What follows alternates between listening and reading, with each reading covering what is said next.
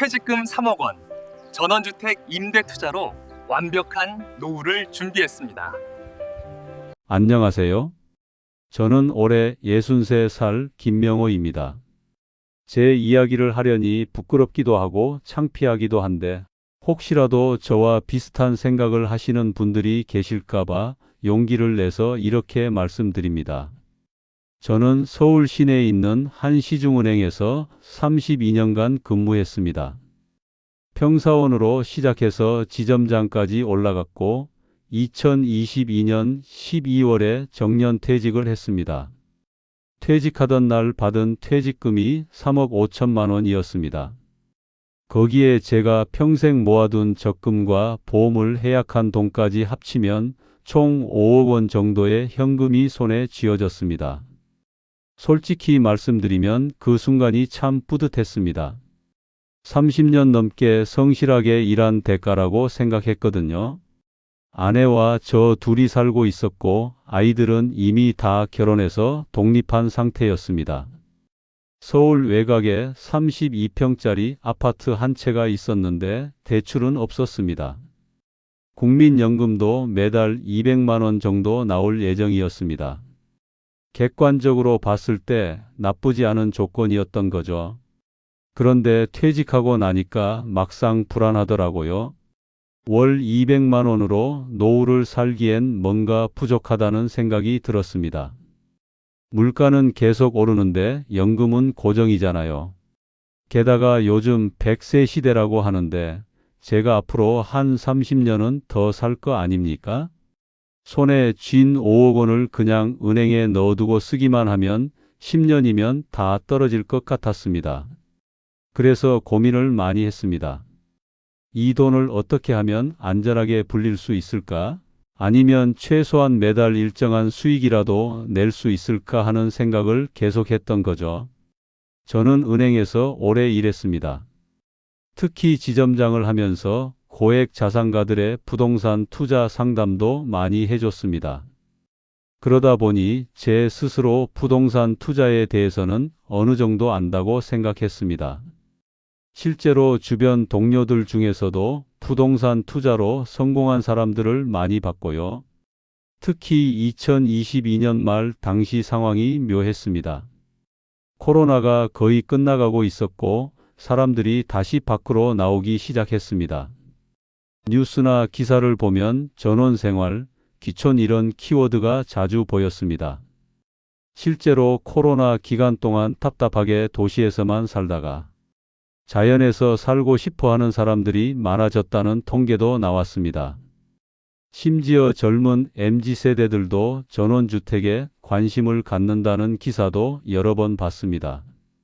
재택근무가 활성화되면서 굳이 서울에 살 필요가 없어진 직장인들이 지방으로 내려간다는 이야기도 많았고요. 저는 그 흐름을 읽었다고 생각했습니다. 지금이 전원주택 투자의 적기라고 판단한 겁니다. 전원주택 한 채를 사서 임대를 주면 매달 안정적인 월세 수입이 생길 거고 몇 년 후엔 시세 차익까지 얻을 수 있을 거라고 생각했습니다. 그렇게 되면 노후 걱정은 완전히 사라지는 거잖아요. 저는 아내에게 조심스럽게 이 이야기를 꺼냈습니다. 아내는 처음엔 걱정하는 눈치였습니다. 평생 모은 돈을 한 곳에 투자하는 게 위험하지 않겠냐고 물었습니다. 저는 아내를 설득했습니다. 제가 은행에서 32년간 일하면서 부동산을 얼마나 많이 봤는데, 그리고 이건 투기가 아니라 안정적인 투자라고 말했습니다. 실제로 저는 진짜 철저하게 준비하려고 했습니다. 2023년 1월부터 본격적으로 전원주택 시장을 공부하기 시작했습니다. 네이버 부동산을 매일 들어가서 전국의 전원주택 매물을 봤습니다. 직방, 당근마켓, 부동산 카페까지 안 본 데가 없었습니다. 경기도 가평, 양평, 여주부터 시작해서 강원도 홍천, 춘천, 충청도 제천, 단양, 공주, 부여까지 수백 건의 매물을 분석했습니다. 가격대는 어떻게 형성돼 있는지, 어떤 지역이 임대가 잘 되는지, 교통은 어떤지 다 살펴봤습니다. 그리고 주말마다 아내와 함께 직접 현장을 다녔습니다. 한 달에 4번, 석 달 동안 12곳을 다녔습니다. 차를 몰고 새벽부터 출발해서 하루에 2~3곳씩 둘러봤습니다. 부동산도 만나고 실제 전원주택에 사시는 분들도 만나서 이야기를 들었습니다. 다들 전원 생활이 좋다고 하셨습니다. 공기 좋고 물 좋고 스트레스도 없고요. 몇몇 분들은 서울에서 주말주택으로 쓰신다고 했는데 정말 만족하신다고 하셨습니다. 저는 그 말을 듣고 확신을 가졌습니다. 수요가 있구나, 이거 되겠구나 싶었던 거죠. 그러던 중 3월 초에 공주에서 괜찮은 매물을 발견했습니다. 공주 시내에서 북쪽으로 차로 20분 정도 거리에 있는 전원주택이었습니다. 작은 계곡을 끼고 있어서 물소리도 들리고 주변에 산으로 둘러싸여 있었습니다. 집은 10년 정도 된 목조주택이었는데 관리가 잘 돼 있었습니다. 전용 면적이 30평 정도 되고 마당까지 합치면 50평 정도였습니다. 주변에는 타운하우스 단지도 있었고 차로 10분 거리에 관광지도 있었습니다. 부동산 사장님이 설명하길 이 지역은 최근 몇 년간 대전 직장인들이 많이 찾는다고 했습니다. 재택근무가 늘어나면서 대전까지 출퇴근하면서 사시는 분들도 계시고 서울 사람들이 주말주택으로 쓰기에도 딱 좋은 거리라고 했습니다. 서울에서 고속도로 타고 2시간이면 오니까요. 매물가는 2억 8천만 원이었습니다. 저는 그 자리에서 계약금을 걸었습니다. 일주일 후 잔금을 치르고 집을 넘겨받았습니다. 그리고 바로 리모델링에 들어갔습니다. 임대를 주려면 집이 깔끔해야 한다고 생각했거든요. 도배와 장판을 새로 했습니다. 주방 싱크대도 새 걸로 교체했고 화장실도 타일을 다시 붙이고 변기와 세면대를 바꿨습니다. 거실에는 벽걸이 에어컨을 달았고 방마다 스탠드 에어컨도 넣었습니다. 가구는 이케아에서 깔끔하고 모던한 스타일로 들여놨습니다. 침대, 소파, 식탁, 옷장까지 다 새 걸로 샀습니다. 리모델링 비용이 총 3천만 원 들어갔습니다. 생각보다 많이 나갔지만 제대로 해야 임대도 잘 될 거라고 생각했습니다. 3월 말 모든 공사가 끝났습니다. 정말 깔끔하고 예뻤습니다. 아내도 집을 보고 감탄했습니다. 이 정도면 월세 100만 원은 충분히 받을 수 있겠다고 했습니다. 저도 그렇게 생각했습니다. 제 계산으로는 월세 100만 원이면 연 1200만 원, 5년이면 6천만 원의 수익이었습니다. 거기에 집값이 조금이라도 오르면 5년 후 3억 5천만 원 이상 받고 팔 수 있을 거라고 봤습니다. 완벽한 계획이라고 생각했습니다. 리모델링이 끝나자마자 저는 바로 임대 광고를 냈습니다. 네이버 부동산에 매물을 올렸고 직방에도 올렸습니다. 당근마켓에도 게시글을 작성했습니다.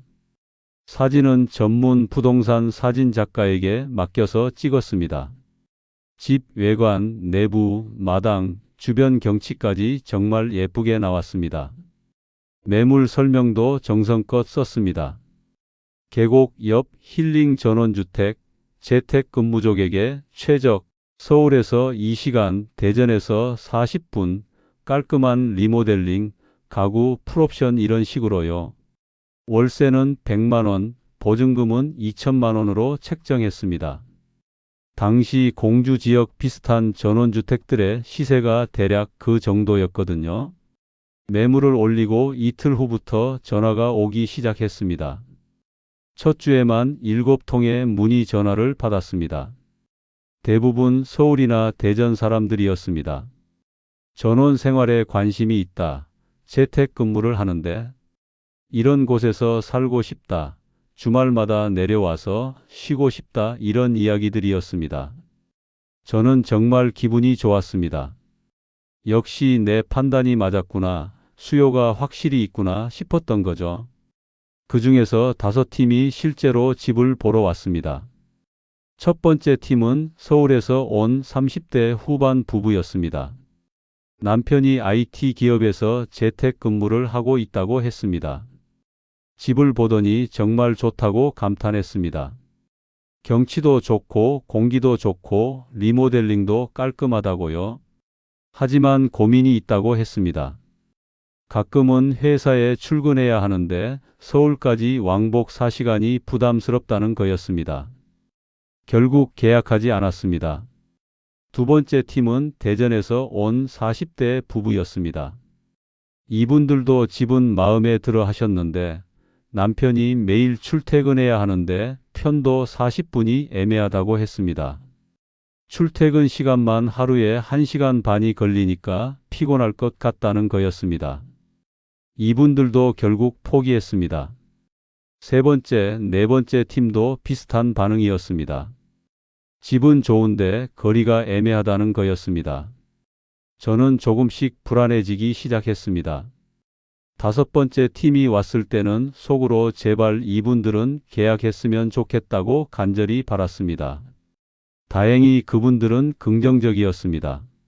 서울 강남에서 온라인 쇼핑몰을 운영하는 40대 후반 부부였습니다. 집을 보자마자 마음에 든다고 했습니다. 주말마다 내려와서 쉬고 싶다는 거였습니다. 평일엔 서울에서 일하고 금요일 저녁에 내려와서 일요일 오후에 올라가는 패턴으로 쓰시겠다고 했습니다. 저는 속으로 환호했습니다. 드디어 찾았구나 싶었던 거죠. 다만 한 가지 요청이 있었습니다. 월세를 조금만 깎아줄 수 없겠냐는 거였습니다. 자기네가 주중에는 안 쓸 건데 100만 원은 부담스럽다고요. 90만 원 정도면 좋겠다고 했습니다. 저는 고민했습니다. 처음 계획보다 10만 원이 적은 건데 그래도 임대가 안 되는 것보다는 낫다고 판단했습니다. 결국 90만 원에 합의했고 보증금 2천만 원을 받았습니다. 2023년 6월 초 첫 임대차 계약을 체결했습니다. 계약금을 받던 날 정말 기분이 좋았습니다. 아내에게 전화해서 계약했다고 자랑했습니다. 아내도 축하한다며 기뻐했습니다. 저는 이제 매달 90만 원씩 들어올 거라고 생각하니 마음이 편해졌습니다. 연 1,080만 원이니까 나쁘지 않은 수익이었습니다. 5년만 임대 주면 5,400만 원, 거기에 집값 상승까지 더하면 충분히 성공적인 투자라고 생각했습니다. 세입자 부부는 친절하고 좋은 분들이었습니다. 집도 깨끗하게 잘 쓰겠다고 약속했습니다. 저는 모든 게 완벽하다고 생각했습니다. 그때만 해도요. 세입자가 입주한 첫 달은 별 문제가 없었습니다. 금요일 저녁에 내려오셔서 일요일 오후에 올라가시는 패턴이 반복됐습니다. 7월 한 달 동안은 괜찮았습니다. 그런데 8월 들어서 조금씩 문제가 보이기 시작했습니다. 주중에 집이 완전히 비어 있으니까 관리가 안 되는 거였습니다. 한여름인데도 에어컨을 끄고 가시니까 집 안이 후덥지근해져서 곰팡이 냄새가 나기 시작했습니다. 저는 일주일에 한 번씩 공주로 내려가서 집을 확인하고 환기를 시켜줬습니다. 서울에서 왕복 4시간 운전이 쉽지 않았지만 제 집이니까 관리는 해야 한다고 생각했습니다. 기름값도 한 번 왕복에 10만 원 정도 들었습니다. 한 달이면 40만 원이었습니다. 월세 90만 원 받는데 기름값으로 40만 원이 나가니까 실제 수익은 50만 원밖에 안 됐습니다. 그래도 참았습니다. 가을이 되면서 상황은 더 나빠졌습니다. 9월부터 비가 자주 왔는데 주중에 아무도 없으니까 창문을 열어놓고 환기를 시킬 수가 없었습니다. 습기가 차면서 벽지 모서리에 곰팡이가 생기기 시작했습니다. 10월에는 나무 바닥이 일부 들뜨기도 했습니다. 습기 때문이었습니다. 저는 세입자에게 조심스럽게 말씀드렸습니다. 주중에도 가끔 환기를 시켜주시면 좋겠다고요. 그분은 미안하다면서도 난감해 하셨습니다. 평일에는 서울에서 일을 하니까 내려올 수가 없다는 거였습니다. 그럴 수밖에 없는 상황이었습니다. 11월 말 날씨가 추워지면서 더 큰 문제가 생겼습니다. 세입자가 주말에만 내려오시니까 보일러를 주중에는 완전히 꺼두셨습니다. 난방비 아끼려고요. 그런데 11월 말 한파가 왔습니다. 영하 10도까지 떨어졌습니다. 주중에 보일러가 꺼져 있으니까 집안 온도가 영하로 떨어진 겁니다. 12월 첫째 주 월요일 아침 부동산에서 급하게 전화가 왔습니다. 세입자가 일요일 저녁에 올라간 후 월요일 아침에 수도관이 터졌다는 겁니다. 동파였습니다. 저는 급히 공주로 내려갔습니다. 화장실 수도관이 얼어서 터져 있었습니다. 물이 새서 화장실 바닥이 물바다였습니다. 배관 수리 업체를 불렀습니다. 배관을 교체하고 바닥 방수 공사까지 하니까 250만 원이 나왔습니다. 세입자에게 연락했습니다. 그분도 미안해 하시면서 절반인 125만 원은 본인이 부담하겠다고 했습니다. 저는 나머지 125만 원을 냈습니다. 월세로 받는 돈이 90만 원인데 수리비로 125만 원을 쓴 겁니다. 마이너스였습니다. 그리고 2024년 1월에는 보일러가 고장났습니다. 주중에 계속 꺼져 있다가 주말에만 가동되니까 보일러에 무리가 간 거였습니다. 수리기사가 와서 보더니 부품을 교체해야 한다고 했습니다. 수리비가 80만 원 나왔습니다.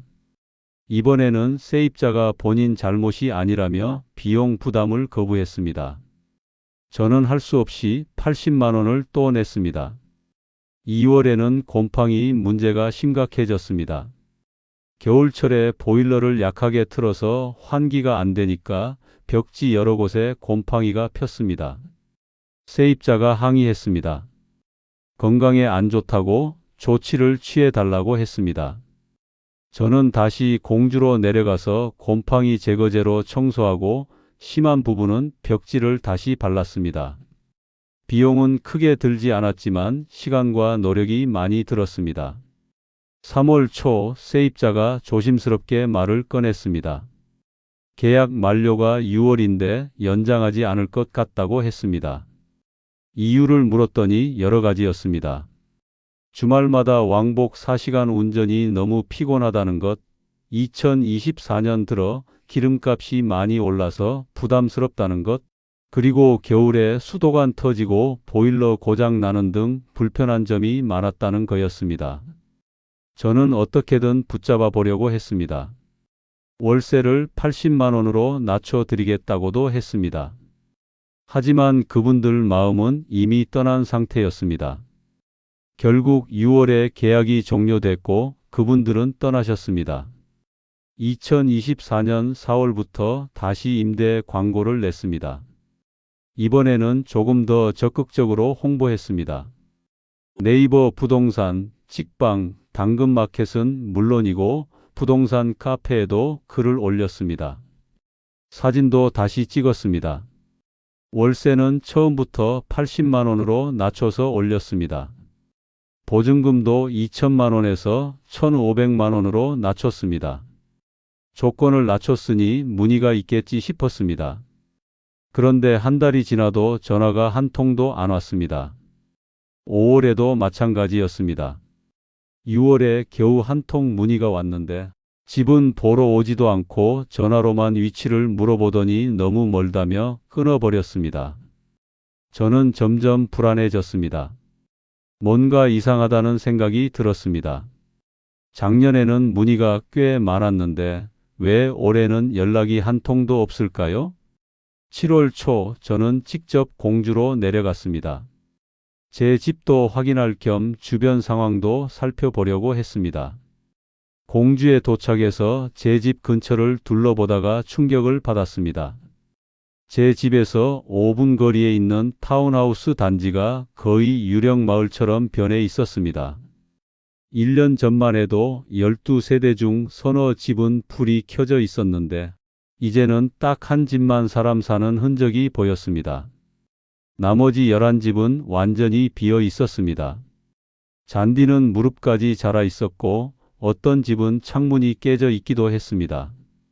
단지 입구에 분향 현수막이 너덜너덜하게 걸려 있었는데 바람에 찢어져서 반쯤 떨어져 있었습니다. 저는 소름이 돋았습니다. 이게 현실이구나. 전원주택 시장이 이렇게 망가졌구나 싶었습니다. 주변 부동산 몇 곳을 찾아갔습니다. 현재 전원주택 시장이 어떤지 물어봤습니다. 부동산 사장님들 대답이 다 비슷했습니다. 2024년 들어서 전원주택 시장이 완전히 얼어붙었다고 했습니다. 작년까지만 해도 문의가 좀 있었는데 올해는 아예 연락이 없다는 겁니다. 이유를 물었더니 여러 가지를 말했습니다. 첫째로 고금리가 지속되면서 대출받아서 집 사는 사람이 사라졌다는 것, 둘째로 전원 생활 붐이 생각보다 빨리 식었다는 것, 셋째로 실제로 전원주택에서 살아보니까 불편한 점이 많아서 다시 도시로 돌아가는 사람들이 많다는 것이었습니다. 그리고 무엇보다 은퇴자들이 전원주택에 살고 싶어도 일자리가 없어서 못 산다는 얘기를 했습니다. 연금만으로 살 수 있는 사람이 얼마나 되겠냐고, 대부분 은퇴해도 일을 해야 하는데 전원주택 근처엔 일자리가 없다는 거였습니다. 저는 머리를 한 대 맞은 것 같았습니다. 제가 완전히 잘못 생각했구나. 이건 안 되는 장사였구나 깨달았습니다. 집으로 돌아와서 아내와 진지하게 이야기했습니다.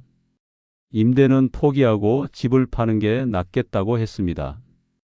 아내도 동의했습니다. 더 이상 손해를 키우지 말자고 했습니다. 7월 말 부동산에 매물을 내놨습니다. 제가 드린 돈을 계산해 봤습니다. 매입가 2억 8천만 원, 리모델링 3천만 원, 1년 반 동안 관리비와 수리비가 600만 원 정도 들어갔습니다. 총 3억 2천만 원이었습니다. 최소한 원금은 건져야 한다고 생각했습니다. 부동산에 3억 2천만 원에 내놓으라고 했습니다. 한 달이 지났습니다. 문의 전화가 단 한 통도 안 왔습니다. 부동산에서 연락이 왔습니다. 가격을 좀 낮춰야 할 것 같다고 했습니다. 3억이 넘는 전원주택은 지금 시장에서 절대 안 팔린다는 겁니다. 2억 5천만 원 정도로 낮춰야 한다고 했습니다. 저는 고민했습니다. 2억 5천만 원이면 7천만 원 손해입니다. 하지만 선택의 여지가 없었습니다. 9월 초 가격을 2억 5천만 원으로 내렸습니다. 한 달이 지났습니다. 여전히 연락이 없었습니다. 10월에 2억 2천만 원으로 또 낮췄습니다. 그래도 아무도 관심을 보이지 않았습니다. 집이 비어 있는 동안에도 돈은 계속 나갔습니다. 이게 정말 큰 문제였습니다. 겨울이 다가오니까 또 수도관 동파가 걱정됐습니다. 작년 겨울에 한번 당했으니까요. 그래서 보일러를 최소한으로라도 틀어놔야 했습니다. 실내 온도를 5도 정도로만 유지해도 동파는 막을 수 있다고 해서 보일러를 아주 약하게 계속 틀어뒀습니다. 그래도 한 달에 난방비가 20만 원씩 나갔습니다. 전기료도 한 달에 5만 원, 상하수도 요금이 3만 원, 인터넷은 끊을까 하다가 혹시 집 보러 오는 사람이 있을까봐 그대로 두었는데 월 3만 원이었습니다. 여기에 재산세가 연간 120만 원 나왔고 종합부동산세는 해당이 안 됐지만 재산세만으로도 부담이었습니다. 월 평균 50만 원씩 나간다고 보면 됐습니다. 2024년 한 해 동안 임대가 안 되는 기간이 7개월이었습니다. 7개월 곱하기 50만 원이면 350만 원입니다. 여기에 제가 일주일에 한 번씩 공주로 내려가서 집을 확인했으니까 기름값이 한 달에 40만 원씩 들었습니다. 7개월이면 280만 원입니다. 합치면 630만 원이 그냥 날아간 겁니다. 아무 소득 없이요. 게다가 8월에 큰 장마가 왔습니다. 여름철 집중호우로 이틀 동안 비가 엄청나게 쏟아졌습니다. 저는 서울에 있었는데 뉴스에서 충남 지역에 폭우가 내린다는 걸 보고 불안했습니다. 다음 날 아침 부동산에서 전화가 왔습니다. 제 집 지붕 일부가 파손됐다고 했습니다. 저는 급히 내려갔습니다. 지붕기와 몇 장이 바람에 날아가고 그 사이로 비가 새서 거실 천장과 벽이 다 젖어 있었습니다. 천장 벽지가 물에 불어서 처지고 벽지도 곳곳이 찢어져 있었습니다. 수리업체를 불렀습니다. 지붕 기와를 다시 얹고 거실 천장과 벽을 다시 시공해야 한다고 했습니다. 견적이 나왔습니다. 350만 원이었습니다. 저는 한숨밖에 안 나왔습니다. 하지만 그대로 둘 수도 없었습니다. 집을 팔려면 수리는 해야 했으니까요. 결국 350만 원을 또 썼습니다. 9월에는 보일러가 또 문제였습니다. 작년 겨울에 한번 수리했는데 올해 또 이상이 생긴 겁니다. 수리기사가 와서 보더니 보일러가 너무 오래됐다고 이번 겨울날에면 교체하는 게 낫다고 했습니다. 교체 비용이 200만 원이었습니다. 저는 고민했습니다. 집을 팔 건데 보일러를 새로 달아야 하나 싶었습니다. 하지만 보일러가 고장난 집은 더 안 팔릴 거라고 생각해서 결국 교체했습니다. 200만 원이 또 나갔습니다. 10월, 11월 2달 동안은 다행히 큰 문제가 없었습니다. 하지만 관리비는 계속 나갔습니다. 저는 점점 지쳐갔습니다. 아내도 매일 한숨만 쉬었습니다. 어느 날 아내가 말했습니다. 은행에서 그렇게 오래 일했으면서 왜 이런 투자를 했냐고, 그 돈 그냥 정기예금에 넣어뒀으면 이자만 얼마였겠냐고 따졌습니다. 저는 대꾸할 말이 없었습니다. 아내 말이 맞았습니다. 2024년 정기예금 금리가 연 4.5% 정도였습니다. 제가 3억 원을 정기예금에 넣어뒀으면 이자가 연 1,350만 원이었습니다. 월로 따지면 112만 원입니다. 세금 떼고 나도 월 80만 원 넘게 받았을 겁니다. 아무 고생 없이요. 그런데 저는 욕심을 부렸습니다. 더 많은 수익을 내려고 시세 차익까지 얻으려고 무리한 투자를 한 겁니다. 그 결과가 이렇게 됐습니다. 저는 밤에 잠을 잘 수가 없었습니다. 후회가 밀려왔습니다. 왜 그랬을까? 왜 그 돈을 안전하게 지키지 못했을까? 계속 자책했습니다. 2024년 11월 말 부동산에서 연락이 왔습니다. 금매로 내놓으면 살 사람이 있을 것 같다고 했습니다. 얼마에 파는 거냐고 물었더니 1억 8천만 원이라고 했습니다. 저는 귀를 의심했습니다. 1억 8천만 원이요? 제가 드린 돈이 3억 2,500만 원인데요. 부동산 사장이 말했습니다. 지금 전원주택 시장이 그렇다고 2억이 넘으면 아예 팔리지 않는다고, 그리고 이 가격도 사실 높은 거라고 했습니다. 사겠다는 사람이 인근 지역 부동산 투자자인데 여러 채를 싸게 사 모으는 사람이라고 했습니다. 이 가격 아니면 그 사람도 관심 없다고 했습니다. 저는 머릿속이 하얘졌습니다. 1억 8천만 원이면 제가 1억 4,500만 원 손해를 보는 겁니다. 퇴직금의 거의 절반이 날아가는 거였습니다. 저는 결정을 못 내리겠다고 했습니다. 좀 더 생각해 보겠다고 했습니다. 집에 와서 아내와 이야기했습니다. 아내는 그냥 팔라고 했습니다. 더 이상 손해를 키우지 말고 이제 정리하자고 했습니다. 이대로 가다간 관리비만 계속 나가서 남는 돈도 없어질 거라고 했습니다. 저도 그 말이 맞다는 걸 알았습니다. 12월 초 부동산에 연락해서 1억 8천만 원에 팔겠다고 했습니다. 며칠 후 계약했습니다. 계약금 받고 잔금은 연말에 받기로 했습니다. 2025년 1월 초 잔금을 받았습니다. 통장에 1억 8천만 원이 들어왔습니다. 저는 제가 드린 돈을 다시 계산해 봤습니다. 매입가 2억 8천만 원, 리모델링 3천만 원, 2년 가까이 관리비와 수리비가 총 1,500만 원 들어갔습니다. 합계 3억 2,500만 원이었습니다. 1억 8천만 원을 받았으니까 순손실이 1억 4,500만 원이었습니다. 퇴직금 3억 5천만 원에 41%가 날아간 겁니다. 거의 절반이었습니다. 남은 돈은 2억 원 남짓이었습니다. 이게 저희 부부의 전부였습니다. 평생 모은 돈의 절반이 2년 만에 사라진 겁니다. 저는 망연자실했습니다. 아내는 제 얼굴을 보지도 않았습니다. 저는 일자리를 찾기 시작했습니다. 63세 나이에 할 수 있는 일이 많지 않았습니다. 몇 군데 지원했지만 나이 때문에 다 거절당했습니다. 결국 아파트 경비 일을 시작했습니다. 서울 외곽의 한 아파트 단지였습니다. 월급 190만 원에 경비실에서 숙식 제공이었습니다. 평일엔 경비실에서 생활하고 주말에만 집에 가는 조건이었습니다. 저는 지점장 출신이었습니다. 은행에서 32년 일하면서 부하 직원만 수십 명을 관리했습니다. 그런 제가 63세 아파트 경비가 됐습니다. 처음 경비복을 입던 날이 기억납니다. 거울을 보는데 눈물이 났습니다. 이게 내 모습인가 싶었습니다.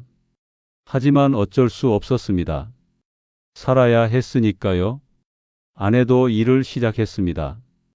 집 근처 대형마트 계산대에서 일하게 됐습니다.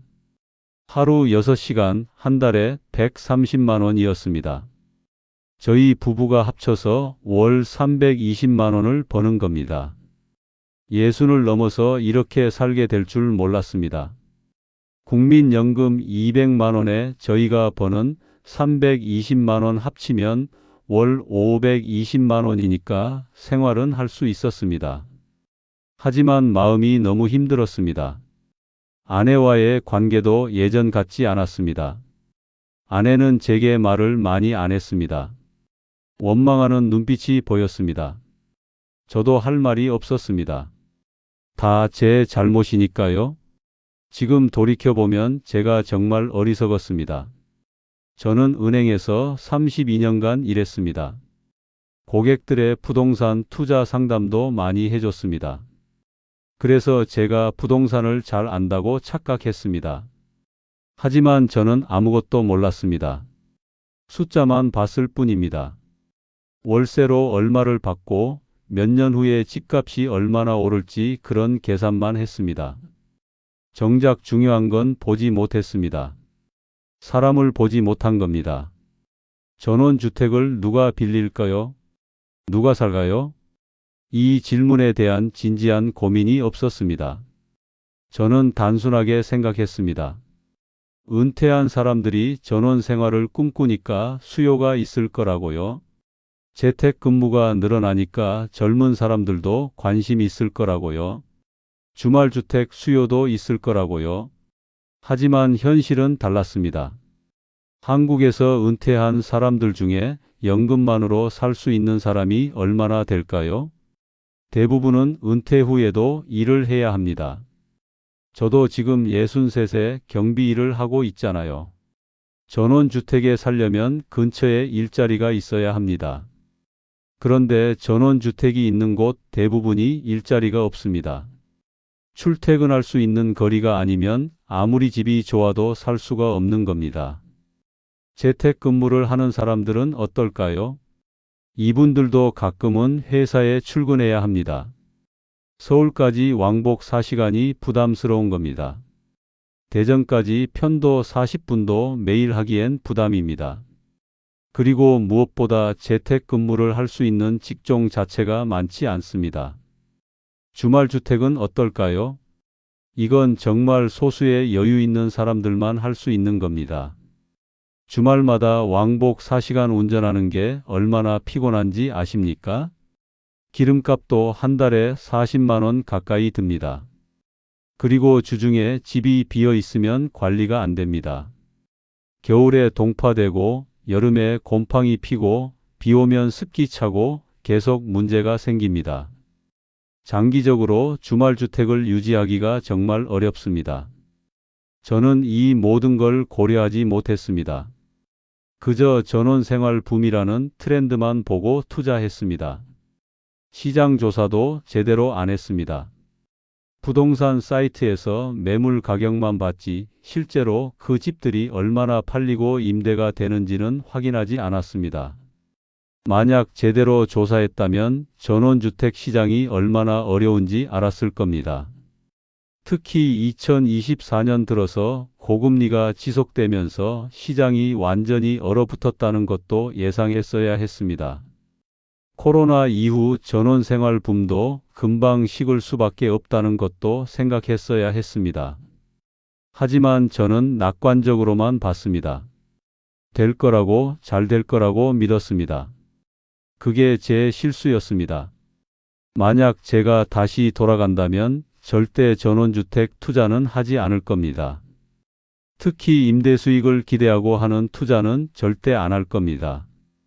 전원주택 임대는 정말 어렵습니다. 수요가 극히 적고 관리 비용은 많이 들고 문제는 계속 생깁니다. 시세 차익을 기대하는 것도 위험합니다. 전원주택 시장은 변동성이 너무 큽니다. 경기가 좋을 땐 오르지만 나빠지면 아예 거래가 안 됩니다. 퇴직금은 정말 소중한 돈입니다. 평생 일해서 모은 마지막 목돈입니다. 이 돈은 안전하게 지켜야 합니다. 욕심내지 마십시오. 큰 수익을 바라지 마십시오. 안정적으로 지키는 것만으로도 충분합니다. 정기예금 이자 월 80만 원이면 넉넉하지 않습니까? 그걸 욕심내다가 저는 절반을 날렸습니다. 여러분은 제 전철을 밟지 마시길 진심으로 바랍니다. 부디 퇴직금은 안전하게 지키시길 바랍니다. 감사합니다.